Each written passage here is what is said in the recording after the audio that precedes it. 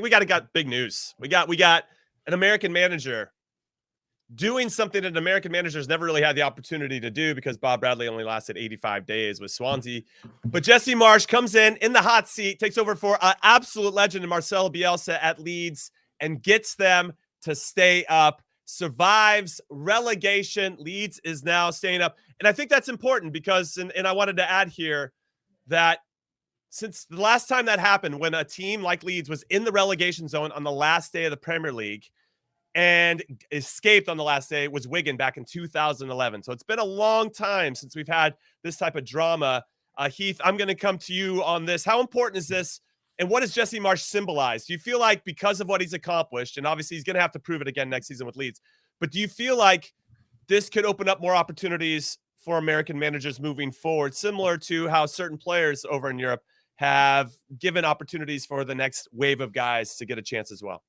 I don't know if you'll actively feel like the floodgates have opened because of him keeping a team in the Premier League, but I certainly think that there is another notch on a belt of building respect for the American player, the American manager, and these types of things because of what he got the team through. He's now what I would consider a well-regarded manager for Leeds. And that's a massive club historically, right? It's a huge, huge club.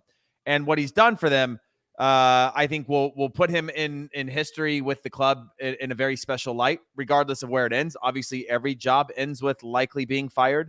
But for this exact moment, for him to be able to do that and do it in the fashion that they did after going through what they went through, I think is certainly going to at least help shed a more positive light globally for not necessarily the people super in the know, because I think the people super in the know have a respect for Americans, but more the peripheral fan that sort of just still viewing the U.S.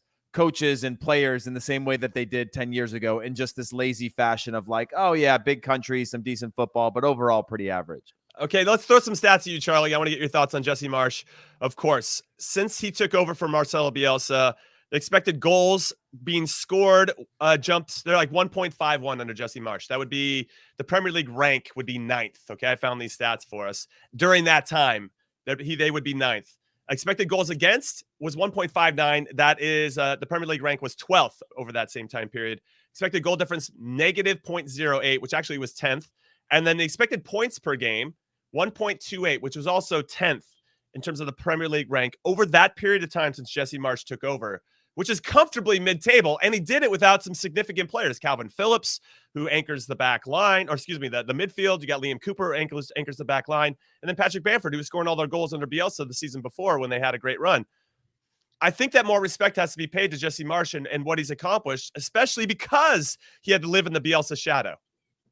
I agree in the sense that it was a difficult job to come into to keep them in the Premier League. I mean, they had lost 6-0 to Liverpool and 4-0 to Tottenham is when he came in. That's 10 goals you've given up and have scored 0. So you almost felt like the squad was on the brink of giving up, of throwing in the towel in terms of, oh, is this a realistic opportunity to stay in the Premier League this year? So he comes in, he brings in, that culture, an injection of hope and positivity and bringing the team together and playing off of that, the emotion of it all. I think he did a masterful job in rallying the locker room. But if you're talking about the grand scheme of managers, the grand scale across the globe, it's not going to really change the perception of the American manager. He's still looked at as, Ted Lasso in a lot of these. Goddamn Ted Lasso. The modern Ted Lasso in a lot of these circles. So it's really going to dictate what he does next year in terms of what people, how people perceive an American manager, how people perceive Jesse Marsch is where Leeds United ends next year. A full preseason. He saved them this year, which is incredible. But where he's going to be judged is next season. Where does this team finish? Are they competing for a European spot? Are they in the top half of the table? If they continue to progress, and they are at that stage, then I'd say, then people are going to say, hey, let's give American managers the benefit of the doubt. Let's give them a chance now. Right. Maybe we're going to start to see the door open a little bit wider for American managers. Now, it's not that he just came right from MLS and got an opportunity. He still had to work the back channels and go through, the Red Bull system. So I think that might still have to be the way for an American manager to make it, is coming through as an assistant manager and working your way up in Europe. Yeah, I think what's interesting is that he was on a 5-game unbeaten streak. Okay, he had beaten Wolves 3-2 away from home. They drew with Southampton 1-1 at home. They beat Watford away 3-0. They draw with Crystal Palace at Selhurst Park, so away from home 0-0. And then they get Man City, Arsenal, Chelsea. That's their run. Okay, and they play those teams in a short period of time. And Man City beats them 4-0. Arsenal beats them 2-1. And they had red cards. And Chelsea, that game, they had a red card. They lost to Chelsea 3-0.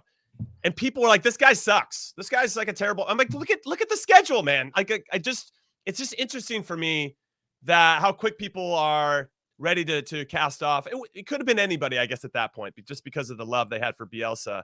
And because Jesse Marsch was an American, I feel like there's added weight to that.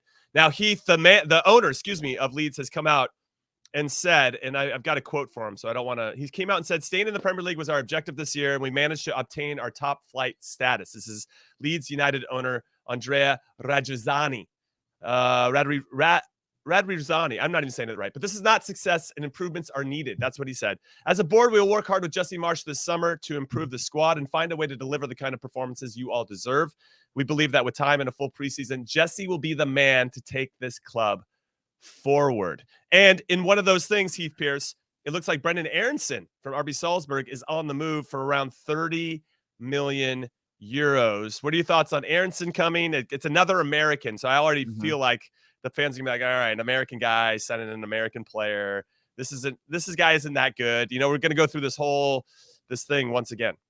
Yeah, I mean, the upside for Leeds right now is we can accept a little bit of this, what people might see as nepotism at some point, but the 49ers, I think 49ers Enterprises or 49ers Ventures or whatever are continuing to increase their stake in the club, their ownership in the club. And so it makes sense to have an American player, makes sense to have an American manager at times. However, Jesse keeping a club in the league, and we saw this with who was it that was a Stuttgart or something when they stayed in the league and everybody went nuts. And they were talking about, I think it was somebody from Bayern talking about how, they're celebrating like they won the league. It's a big deal financially for the club. It's not success, but failure was a single point away, and that was a catastrophic failure. And so keeping Jesse, I think, is the right thing. Now, Leeds as a club are hugely ambitious and like I said before, a massive club. Brenden Aaronson is ready to play in the Premier League. I think Brenden Aaronson has similar skill sets to a Jack Harrison, who obviously came up huge in that game, to a number of players in terms of his speed and pace, being able to play at the level of the Premier League for a club like Leeds United. So it all makes sense to me.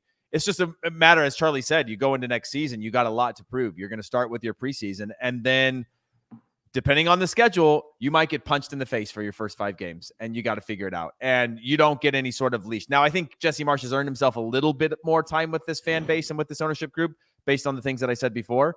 But I don't think any of those, I don't think bringing Jesse in or bringing Brenden Aaronson in are based on the fact that somebody owns a little bit and they just happen to be American, by the way. All right, let's talk, Charlie, about Brenden Aaronson and how you think he can fit into this team. I assume they're going to keep Rafinha at this point, who obviously is a massive catalyst for their attack. Bamford will come back healthy. You think they'll keep him? Well, I think they want to keep him. I don't know if he'll end up staying, right? I think there's some big suitors that'll come in and try to get him. But with regard to Brenden Aaronson, 6 goals and 10 assists for the Austrian champions, RB Salzburg. He also set up a pair of goals in the Champions League round of 16, the first time the club's ever been to the knockout rounds in the Champions League against Bayern Munich. And I think that he can play multiple positions and have success. We've already talked about it with US men's national team. I will say, and go on the record and feel very comfortable saying this, that he's better than Daniel James. Daniel James had 4 goals and 4 assists for Leeds this season. I think he works hard, and you're never going to get any. I'm not going to doubt his energy and his desire to want to make plays. I just think Brenden Aaronson's more savvy and a better Daniel James, and provides different looks because he can play in multiple positions. Not that Daniel James can't, but I just think that Brenden Aaronson will be an upgrade on that particular player.